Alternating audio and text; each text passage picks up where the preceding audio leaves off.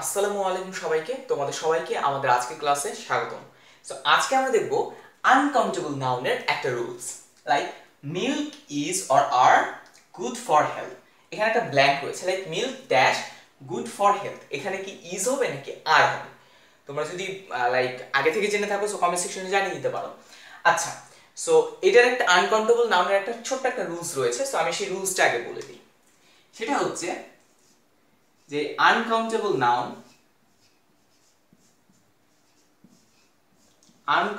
নাউনের পরে all time singular verb হয়।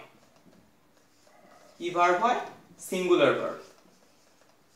এখন দেখো আনকাউন্টেবল নাউন কোনগুলো, অ্যাকচুয়ালি আগে আমাদেরকে সেটা জানতে হবে। সেটা হচ্ছে যেই নাউনগুলো গণনা করা যায় না, যেমন rice, then you can just take like water, rice, water, then you can also just think about milk, then like oxygen.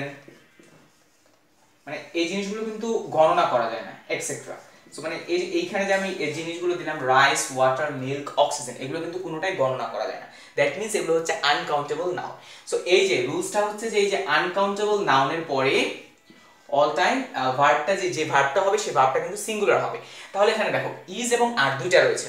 So এখানে ইজটা হচ্ছে সিঙ্গুলার ভার্ব, আরটা হচ্ছে plural verb. So that's why এখানে আর হবে না, ইজ হবে, যেহেতু ইজটা এখানে singular verb. That means milk is good for health. So আশা করি তোমরা ক্লাসটি বুঝতে পেরেছো। ধন্যবাদ সবাইকে।